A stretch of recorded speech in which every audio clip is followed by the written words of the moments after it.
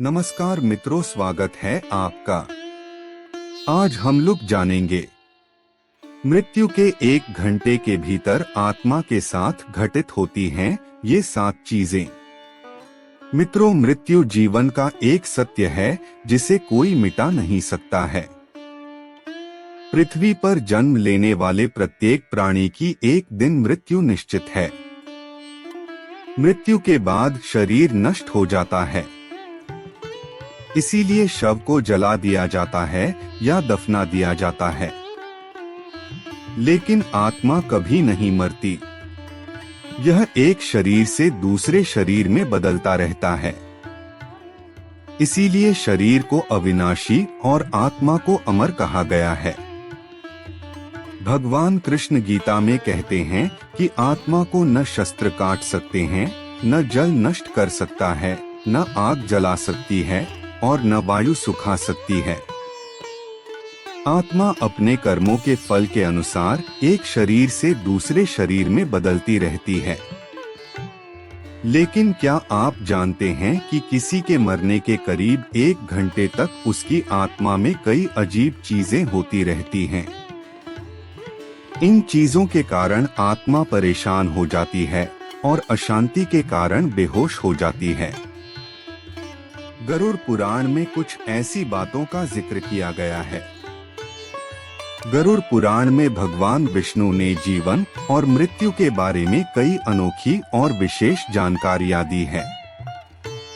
मृत्यु के 1 घंटे बाद तक आत्मा का क्या होता है, इसका वर्णन गरुड़ पुराण में विस्तार से किया गया है। अचेतना। मृत्यु के बाद जब आत्मा शरीर छोड़ती है तो वह कुछ समय के लिए अचेतन अवस्था में रहती है। यह वैसा ही एहसास है जैसे कड़ी मेहनत के बाद थकान या गहरी नींद आती है।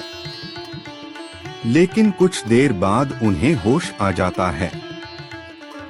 आत्मा का असामान्य व्यवहार। मृत्यु के बाद जब आत्मा शरीर छोड़ती है तो उसे यह अनुभव नहीं होता कि उसके साथ क्या हुआ है।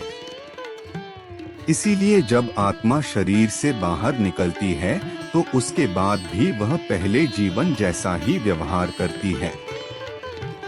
बेचैनी और डर।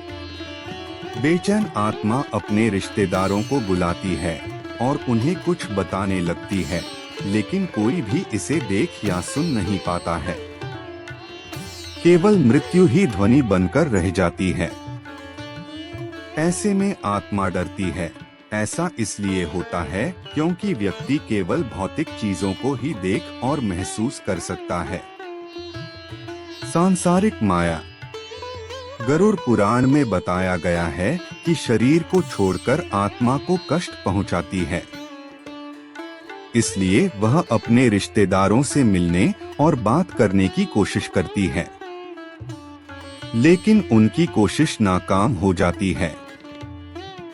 आत्मा भी सांसारिक माया के जाल में फंस जाती है और शरीर छोड़ने का शोक मनाती है। शरीर में प्रवेश करने का प्रयास। जिस शरीर में आत्मा कई वर्षों तक रहती है, मृत्यु के बाद उसी शरीर में पुनः प्रवेश करने का प्रयास करती है। लेकिन यमराज के दूत उन्हें शरीर में प्रवेश करने से रोकते हैं।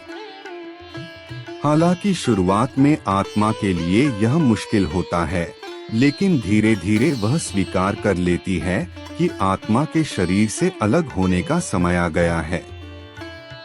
मृत शरीर से दुहक और कर्मों की याद दूर होने के कुछ समय बाद आत्मा को अपने कर्म याद आते हैं। इस समय उनके बुरे कर्मों को विशेष रूप से याद रखें। वे परिवार के सदस्यों और करीबी रिश्तेदारों को रोते हुए देखते हैं और याद करते हैं कि उन्होंने किसके साथ क्या किया। इसके बाद आत्मा यमलोक के मार्ग की ओर चल पड़ती है। कर्म के अनुसार नया जन्म। गरुड़ पुराण के अनुसार यमलोक के मार्ग पर पहुंचने के बाद आत्मा को उसके कर्म के अनुसार नया जन्म मिलता है।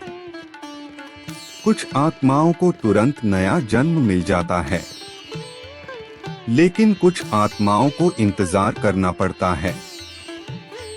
नमस्कार मित्रों, आज के लिए इतना ही है। फिर मिलेंगे हमारी नेक्स्ट वीडियो पर।